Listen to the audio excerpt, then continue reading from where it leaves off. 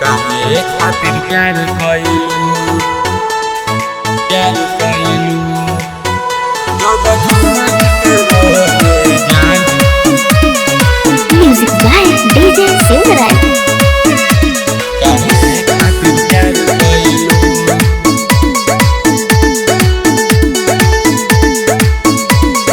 दोसरा से करतारू शादी हो, छीन लेलू हमर आजादी हो। एक बात हम तो बता दी हो, याद सताई तरोवादी हो। जब छोड़ही के रहे जान, काहे खातिर प्यार कइलू हमरा नाजुक दिलवा से बोला, काहे खेलवार कइलू। जब छोड़ही के रहे जान, काहे खातिर प्यार कइलू।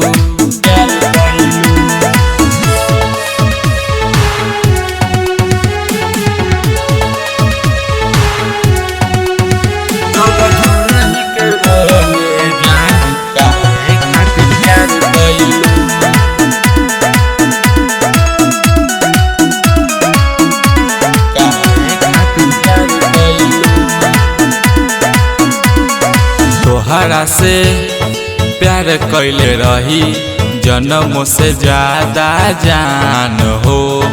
पता नहीं देवे के पड़ी हमारा के आपन परान हो। काहेला ऐसन कइलू हो, ए जान बदल तू तो गइलू हो।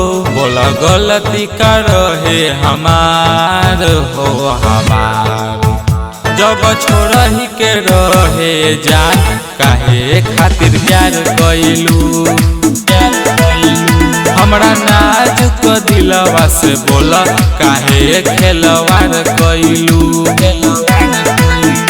जब छोड़ही के रहे जान, काहे खातिर प्यार कइलू।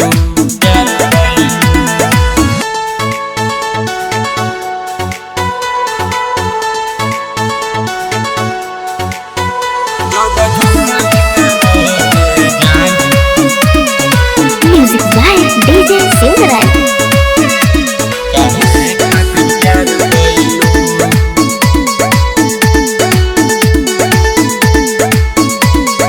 झूठहू के खैले रहू क्रिया, सोचही के बड़ता खीस हो।